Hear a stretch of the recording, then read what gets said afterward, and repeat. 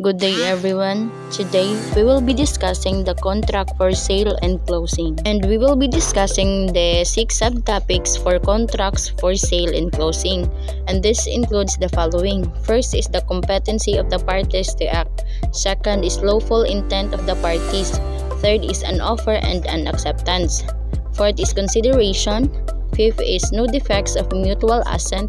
And lastly, a written real estate contract. So first, we will be discussing the competency of the parties to act. The principal parties to a transaction must be legally competent. In the case of an individual, such parties must have reached a minimum age of 18 years in most states and be of a sound mind. The minor may be legally competent to participate in real estate transaction. A contract with a minor is generally avoidable. The minor may legally declare the contract invalid and refuse to carry out its provisions. So a contract also may be voidable if one party is under the influence of drugs or alcohol or is insane at the time the contract is signed. However, the incapacitation must be sufficient that the party is capable of understanding the nature of contract. Frequently, when an elder parent suffers failing health and mental capacity, a child who is caring to the parents may obtain a deed for their home or other real estate, the exclusion of other sons or daughters. The child may regard the conveyance as compensation for providing care to the parent. However, a court may find the parents incapable of making a contract under the circumstances and assign the deed. In the case of corporations, a party acting on behalf of the corporation must be legally empowered to do so. For example, if a corporation sells property, its president or some other officers must be authorized by a resolution of the board of directors or a corporation below the act in this capacity. Similarly, personal representatives, example executors, administrators, agents, and attorneys in fact, and trustees must be authorized to act on behalf of their principals by a legal instrument or order such as a power of attorney, so their power is defined and limited by the instrument. Real estate purchasers or professionals should always assure themselves that personal representatives and trustees have legal authority to sell their property. So, it's crucial to ensure that the individuals selling the property, such as personal representatives or trustees, have the legal authority to do so. Personal representatives or individuals appointed by a court to handle the affairs of deceased person's estate, while trustees manage property for the benefits of others as in a trust. Verifying their legal authority helps to ensure that the sale of the property is valid and legally binding. Failure to confirm this authority could lead to complications or disputes regarding the ownership or validity of the sale. And now, let's proceed to the lawful intent of the parties.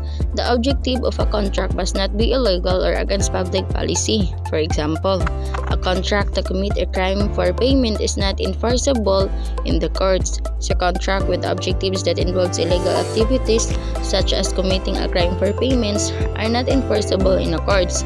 So this is because the law prohibits agreements that violate criminal statutes or public policy. Similarly, a contract to sell property for the purpose of growing illegal marijuana or storing illegal weapons is legally invalid. So these contracts cannot be enforced because they involve actions that are against the law or public interest.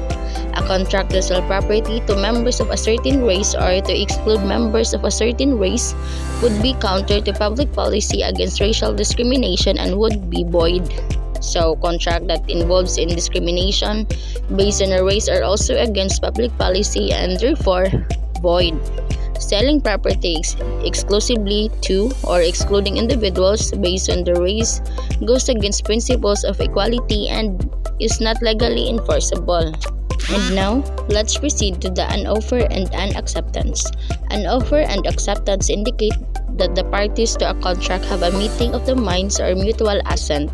An offer is a proposal made by one party to another expressing willingness to enter into a contract on a specific terms.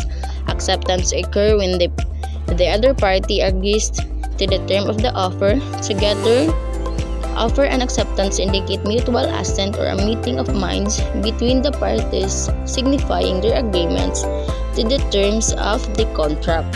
The contract binds the parties to specified action in the future, the seller to develop marketable legal title to the buyer and the buyer to pay the stipulated price of the property.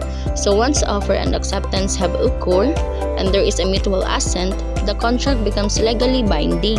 Each party is obligated to fulfill their respective responsibilities as outlined in the contract. So in the context of a property sale, this typically involves the seller delivering marketable legal title to the buyer, ensuring that the property can be transferred without any legal encumbrances.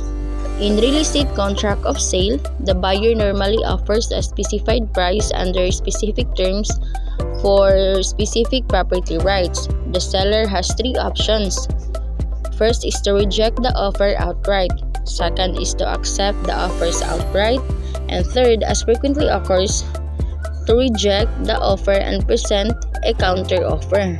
So a series of offers and counter offers often will ensue until an agreement is reached a success after the acceptance or one party reject an offer outright. The basic agreements ultimately reached between buyer and seller may be simple and straightforward.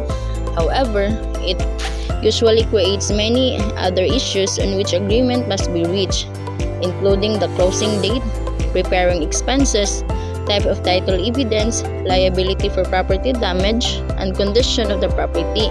The purpose of this contract sale is to specify these agreements and to make them legally binding. And now, let's proceed to the considerations. The value given up or promise made by each party to a contract is the considerations. Both parties to a valid and enforceable contract must have considerations. In the contract for the sale and purchase of real estate, the seller's consideration in the property is to be given up. The buyer's consideration is the money or other goods that are constitute the purchase price. So the seller consideration is typically the property being sold. This is what the seller is giving up or promising to transfer to the buyer. The buyer's consideration is usually the money or other goods offered in the exchange for the property. In the real estate transaction, this is often the purchase price paid by the buyer. Mere promise of consideration by one party does not constitute a contract and cannot be enforced. Mere promises for consideration without actual exchange or detriment do not constitute a contract and cannot be enforced. Both parties must provide something of value or make a binding promise to provide something in the future for the contract to be valid. Mutual obligations of the parties are necessary to create a legally binding contract. For a contract to be legally binding, there must be a mutual obligation between the parties. This means that both parties must agree to give up something of value or perform certain action as outlined in the contract. Without mutual obligations, there is no consideration and the contract may be not enforceable. And that was the end of my discussion. I hope you learned something and thank you for listening.